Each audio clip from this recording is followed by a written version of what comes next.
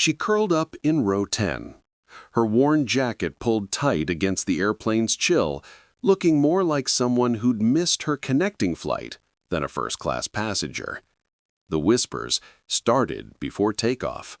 Cruel judgments about her threadbare clothes and scuffed boots echoing through the cabin. But when Captain Phillips collapsed over the Rocky Mountains and a Category 5 storm tore apart their navigation systems, when the terrified co-pilot's voice cracked over the intercom, asking if there were any combat pilots aboard, Diana Spectre West opened her eyes and stood up. The woman they dismissed as nobody was about to become their only hope for survival. Quick pause before we continue. Tell us, where in the world are you watching from? If you're enjoying these stories, make sure to hit subscribe because tomorrow's episode is absolutely mind-blowing. Flight 847 pulled back from Gate B7 at Denver International Airport precisely at 11:47 p.m. Its Boeing 777 engines spinning to life with a low rumble that vibrated through the cabin walls. Outside the terminal window, snow had begun falling in thick, heavy flakes that clung to the aircraft's wings before being swept away by the de-icing crews. Winter storms in Colorado were unpredictable, but tonight's weather reports suggested clear skies ahead once they climbed above the mountain peaks. Diana West pressed her face against the small window in seat 10C, watching the ground crew disconnect the final power cables and remove the wheel chocks. Her reflection stared back from the glass. A woman in her early 30s, with tired eyes and shoulder-length brown hair that needed cutting. She wore a faded military surplus jacket over a plain gray sweater, both items showing the kind of wear that came from years of use rather than fashion choices. Her jeans had a small tear near the left knee, carefully mended with thread that didn't quite match the original denim. To the other passengers settling into their seats around her, Diana appeared unremarkable, just another traveler heading home after the holidays, probably someone who'd saved up for months to afford the upgrade to premium economy. Her small black duffel bag was tucked under the seat in front of her, containing the minimal possessions of someone who'd learned to travel light: a change of clothes, basic toiletries, a paperback novel with dog-eared pages, and buried beneath everything else, a folded letter she'd read so many times the creases had worn through the paper. The businessman in 10A adjusted his Italian leather briefcase and glanced sideways at Diana's scuffed hiking boots. Marcus Wellington had paid $3,000 for his first-class ticket, and he expected a certain caliber of fellow travelers. His navy suit was tailored, his silver watch was Swiss, and his carry-on luggage bore the discreet logos of expensive brands. When he'd seen Diana boarding with her worn jacket and that patched duffel bag, he'd assumed she was in the wrong section. "Excuse me," Marcus said to flight attendant Andre Brown as he passed down the aisle, checking seatbelts. "I think there might be some confusion about seating assignments. That woman doesn't appear to have a first-class boarding pass." Andre glanced at Diana, then checked his passenger manifest. "Ms. West is confirmed in 10C, sir. Is there a problem with your seat?" Marcus waved dismissively. No problem. Just seemed unusual." But his tone suggested it was very much a problem, at least in his mind. 3 rows ahead, Dr. Catherine Reed finished organizing her medical journals in the overhead compartment. She'd been attending a cardiac surgery conference in Denver, was eager to return to her practice in Seattle. Catherine had noticed Diana during boarding, had seen the way other passengers' eyes lingered on the worn clothing and modest luggage. As a surgeon who'd worked in military hospitals early in her career, Catherine recognized something familiar in Diana's posture. the way she moved through the aisle with economic precision, the way her eyes automatically scanned exits and safety equipment, the particular stillness she maintained while other passengers fidgeted with electronics and magazines. "That woman has military bearing," Catherine murmured to herself, settling into seat 7B. But she kept the observation private, focusing instead on the surgical case notes she planned to review during the flight. Near the front of the cabin, 8-year-old Lily Chen clutched a stuffed penguin as flight attendant Paige Scott helped her fasten her seatbelt. Lily was traveling alone to visit her grandmother in Seattle, her first unaccompanied minor flight. She'd been nervous during boarding, but Paige's gentle manner had helped calm her fears. "Remember, if you need anything during the flight, just press this button," Paige explained, showing Lily the call light. "I'll be checking on you every few minutes, okay?" Lily nodded, her dark eyes wide with the mixture of excitement and anxiety that comes with new experiences. She glanced back toward the premium economy section, where Diana sat quietly by the window. Something about the woman's calm presence was reassuring, though Lily couldn't articulate why.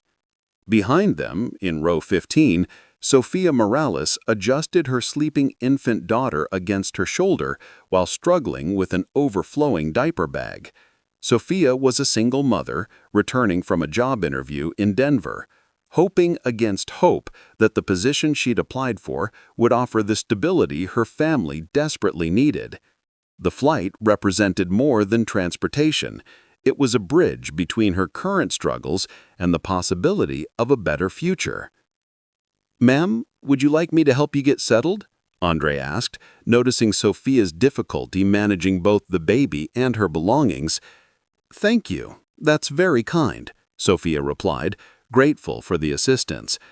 As Andre helped organize her seat area, Sophia noticed how he moved with the confident efficiency of someone accustomed to handling emergencies. What she didn't know was that Andre's calm demeanor came from 8 years as an Army medic before joining the airline industry. Captain Mark Phillips completed his pre-flight checklist in the cockpit, his experienced hands moving automatically through procedures he'd performed thousands of times during his 20-year commercial flying career. At 48, Phillips was considered one of the airline's most reliable pilots, with an impeccable safety record and the kind of steady temperament that inspired confidence in both crew members and passengers. "Weather looks good once we get above the mountains," Phillips said to First Officer Tara Johnson as she programmed their flight plan into the navigation computer. "Denver approach is reporting light snow, but Seattle's showing clear skies with light winds." Tara nodded, though something in the updated weather reports concerned her. At 26, she was still relatively new to commercial aviation, having joined the airline 18 months ago after completing her flight training. She'd been paired with Captain Phillips for the past 6 months and had come to appreciate his mentoring style and wealth of experience. "Captain, I'm seeing some reports of rapidly developing weather systems over the Rockies," Tara mentioned, pointing to her weather display. "The storm cells weren't there during our briefing, but they're showing significant development in the past hour." Phillips leaned over to study her screen. "Mountain weather can be unpredictable this time of year. We'll keep an eye on it, but our route should keep us well north of any significant activity." What neither pilot knew was that a collision between Arctic air masses and unusually warm Pacific moisture was creating atmospheric conditions that would generate one of the most severe winter storms in Colorado's recorded history. The Weather Service's computer models hadn't predicted the rapid intensification. And by the time meteorologists recognized the danger, multiple aircraft would already be airborne and flying directly into the developing system. Diana settled deeper into her seat as the aircraft pushed back from the gate, her eyes automatically tracking the ground crew's movements outside her window. Even in civilian clothes, even after 3 years away from military aviation, her pilot's instincts remained sharp. She noticed the slight hesitation in the tug driver's movements, the way the wing walker positioned himself differently than standard procedure dictated, the minor delay in ground power disconnect that suggested the crew was being extra cautious due to weather conditions. Her left hand rested on the armrest, fingers occasionally trembling in the subtle pattern that had ended her military flying career.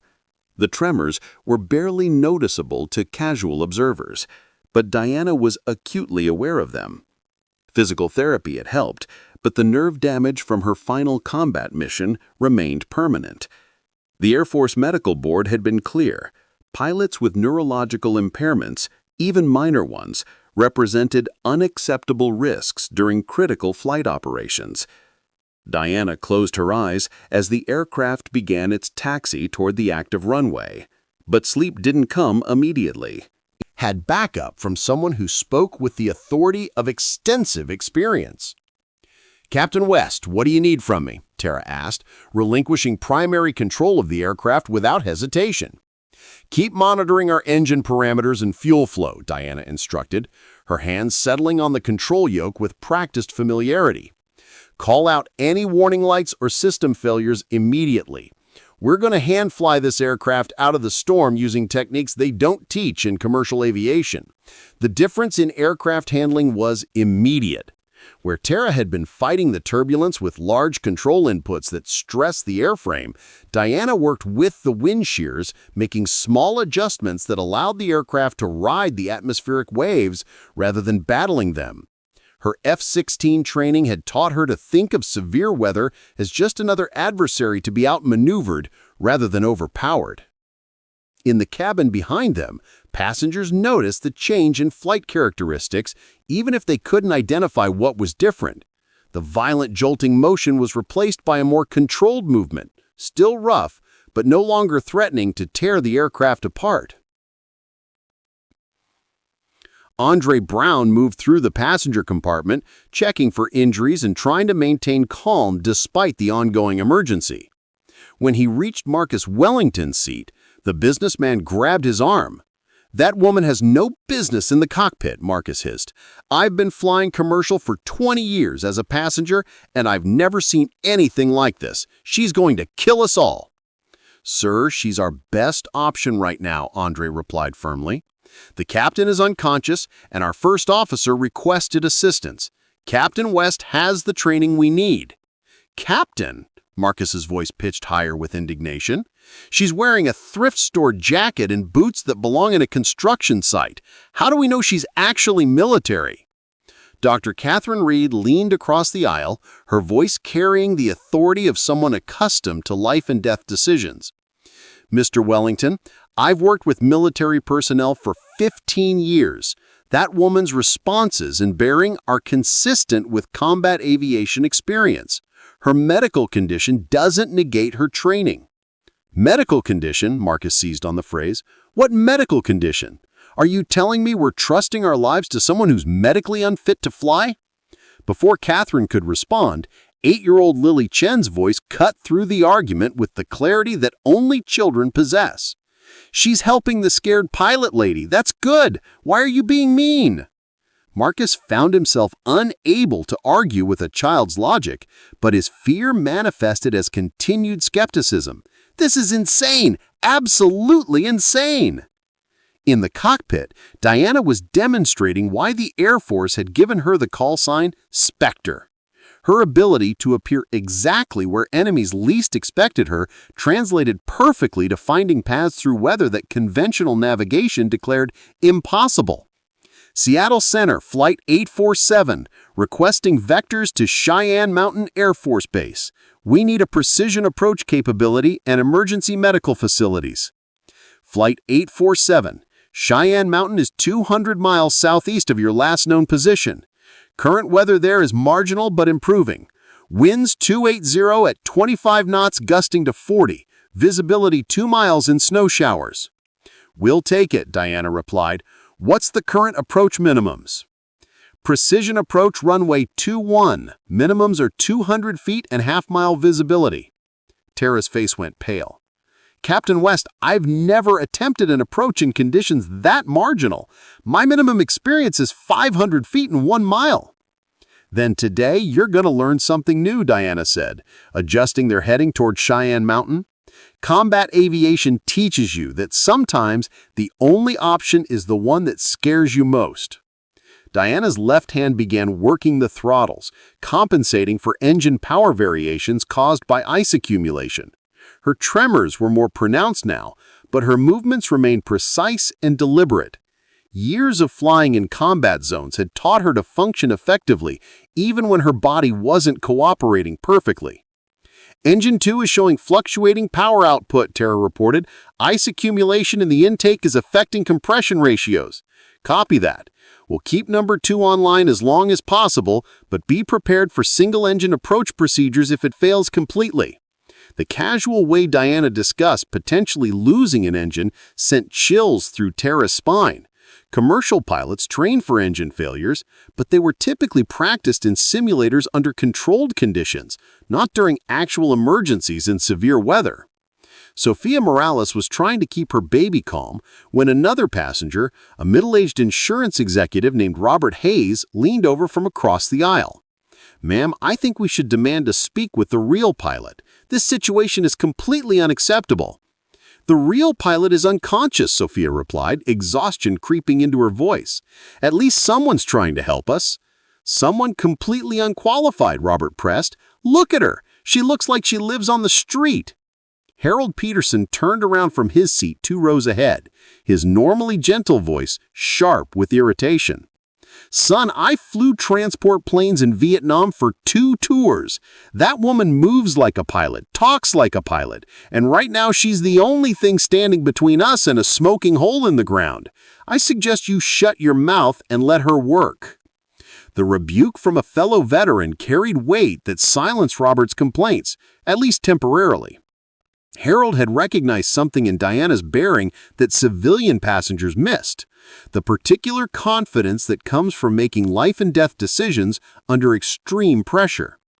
Diana was working with Colonel Richardson to establish their exact position using radio navigation aids that predated GPS technology. Without weather radar or reliable satellite navigation, they were effectively flying using techniques that World War II pilots would have recognized. "Spectre, I'm showing you approximately 180 miles northeast of Cheyenne Mountain based on radio bearings," Richardson transmitted. "Be advised, there are multiple aircraft declaring emergencies in your area. The storm system has exceeded all forecast models." Balt. How many aircraft are we talking about? 7 commercial flights and 2 military transports. This storm caught everyone by surprise. Diana absorbed this information while continuing to hand-fly the aircraft through the turbulence. If multiple aircraft were in distress, emergency response resources would be stretched thin. They couldn't count on extensive ground support or priority handling. "Tara, I need you to start calculating single-engine approach speeds and minimum fuel requirements for Cheyenne Mountain," Diana instructed. "If we lose Engine 2, we'll need every advantage we can get." "Captain West, I've never actually performed a single-engine approach in a 777, Tara admitted. "The simulator training was theoretical only." "Then today you're going to learn something new," Diana said. "Combat aviation teaches you that theory and reality are 2 different things."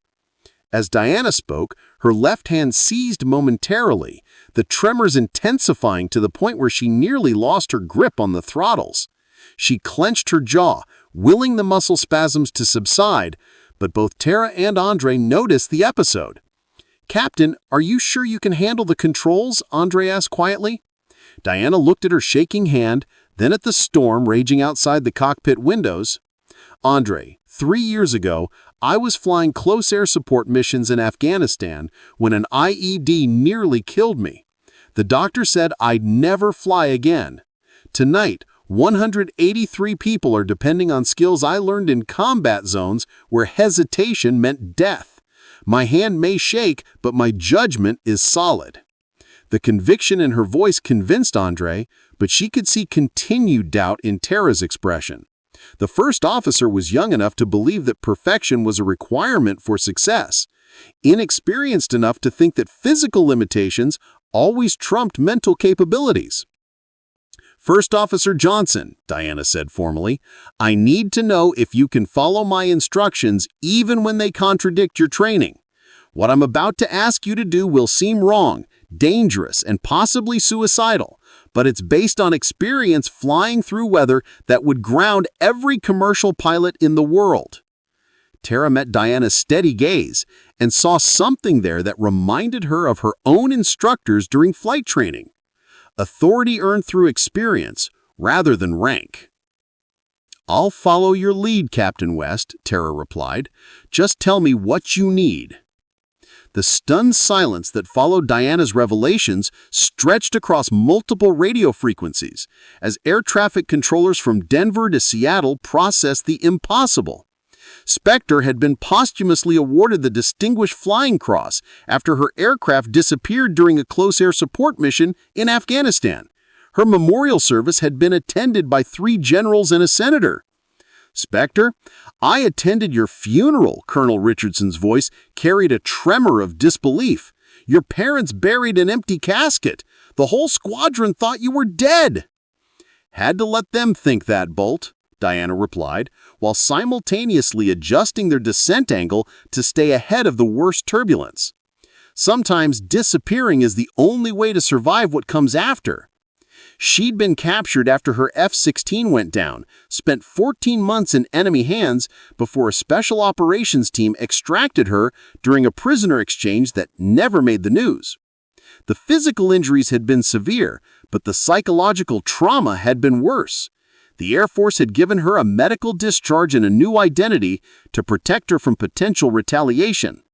"Diana, I need to know your current physical and mental status," Colonel Richardson said. His voice Diana studied Marcus's face, looking for signs of publicity-seeking or guilt-driven charity that would fade once the crisis became a memory. Instead, she saw someone genuinely wrestling with fundamental questions about value and worth. "Mr. Wellington, veterans don't need charity.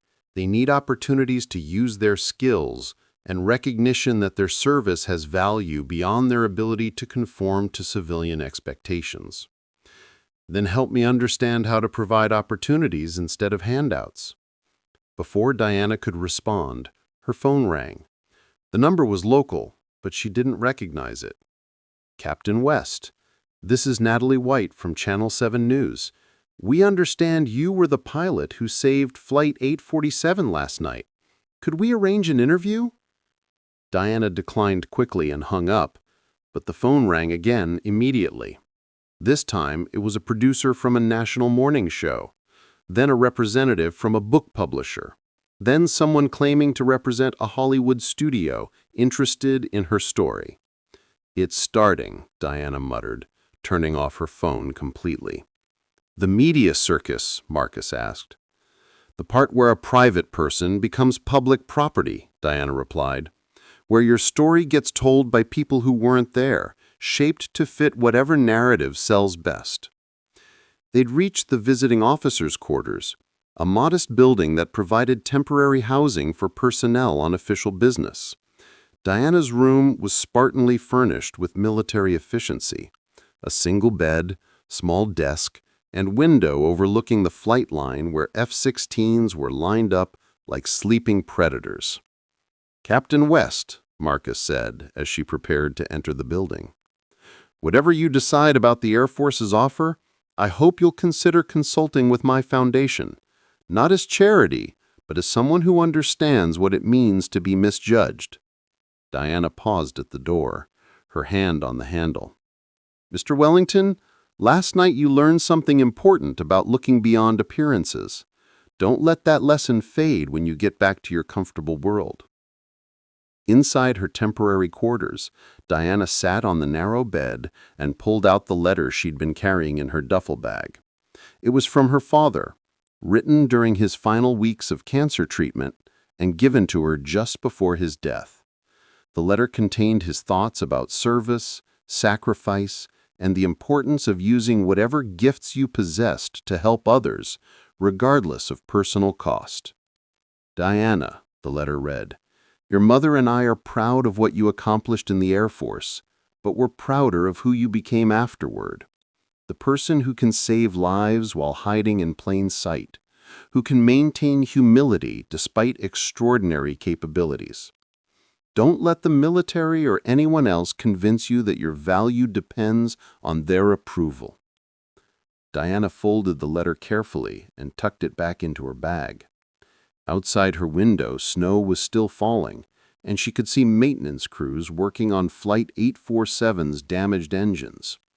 The aircraft would fly again after repairs, but the lives of everyone aboard had been permanently changed by 6 hours of terror and revelation. Her phone buzzed with text messages from numbers she didn't recognize, interview requests, book offers, speaking engagement opportunities. The world wanted to turn her into a celebrity, a symbol, a story that could be packaged and sold. But Diana West had spent 3 years learning to live without recognition, to find value in ordinary work and simple survival. The question now was whether she could return to military service without losing the person she'd become in exile. 6 months after Flight 847's emergency landing, Diana West stood before a congressional subcommittee in a hearing room packed with military officials, aviation experts, and families of service members who'd been medically discharged for conditions similar to hers.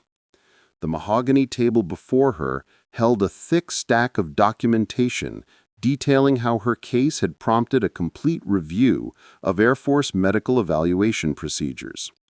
Lieutenant Colonel West, Chairman Senator Robert Hayes began, his voice carrying the weight of someone who'd spent decades in military oversight. Your testimony today could affect thousands of service members who've been deemed medically unfit for duty, despite retaining significant operational capabilities. Diana adjusted the microphone in front of her, acutely aware that her left hand was trembling slightly under the committee's scrutiny. She wore her dress blue uniform for the first time in 3 years, the silver oak leaves of her new rank catching the harsh fluorescent lighting of the hearing room. Senator, I want to be clear that I'm not advocating for lowered medical standards, Diana began. Combat aviation requires peak physical performance under normal circumstances, but emergency situations aren't normal circumstances, and sometimes damaged people perform better under extreme stress than healthy people do under routine conditions. Behind the committee table, General Monica Price nodded approvingly. The Pentagon had invested considerable political capital in Diana's reinstatement, using her case as a foundation for broader policy reforms that would affect military personnel across all branches of service. Lieutenant Colonel West, Senator Patricia Morales interrupted, you mentioned in your written testimony that civilian passengers initially doubted your capabilities based on your appearance and behavior. How does that relate to military evaluation processes? Diana thought about Marcus Wellington, who'd sent her a handwritten letter every month since the emergency landing. His foundation had quietly funded medical treatment for 12 combat veterans whose conditions had prevented them from obtaining proper care. His transformation from skeptical businessman to advocate for invisible heroes had been more dramatic than any character arc in fiction. Senator, both civilian and military cultures tend to equate appearance with competence, Diana replied. We assume that people who look successful are successful, that people who meet our visual expectations are more qualified than those who don't. But expertise doesn't always come in the packaging we expect. Behind the committee table, Diana recognized several faces from Flight 847. Dr. Catherine Reed sat in the front row, having flown from Seattle specifically to provide testimony about Diana's medical condition and operational effectiveness. Tara Johnson, now a captain herself after an accelerated promotion, had taken leave to attend the hearing. Harold Peterson occupied a wheelchair in the disabled seating area, his Vietnam service credentials displayed on a military cap that had seen better decades. The old soldier had become an unexpected advocate for Diana's reinstatement, writing letters to every member of the committee about what he'd witnessed during the emergency.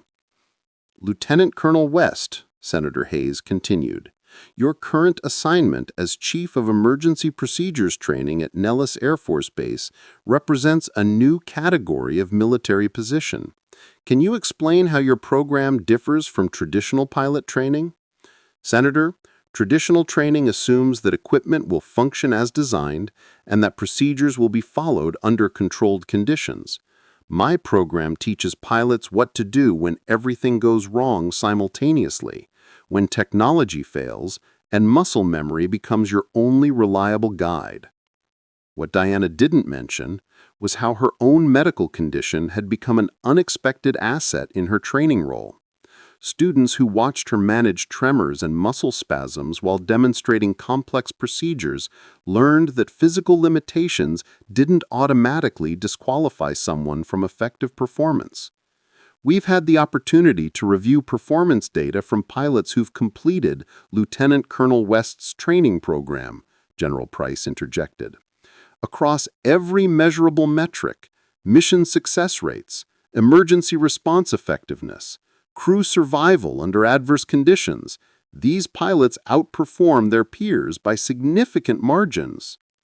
Senator Morales leaned forward, her expression intense. General Price, are you suggesting that pilots trained by someone with documented medical conditions actually perform better than those trained through conventional programs? Senator, I'm suggesting that experience gained through adversity often translates to superior performance under stress, General Price replied. Diana West's medical condition forced her to develop compensation strategies and problem-solving approaches that enhance rather than diminish her instructional effectiveness. Diana's phone buzzed silently with a text message from Lily Chen, now 9 years old and living with her grandmother in Seattle. The message contained a photo of a model airplane Lily had built, painted with the same colors as Flight 847, along with a note that read, "Thank you for teaching me that heroes come in all shapes and sizes. Grandma says that's even more important than flying." The child's message reminded Diana why she'd accepted the Air Force's reinstatement offer, despite her reservations about public attention. It wasn't about personal recognition or career advancement. It was about demonstrating that service members who had been wounded in combat still had contributions to make. Lieutenant Colonel West, Senator Hayes said, your case has prompted legislation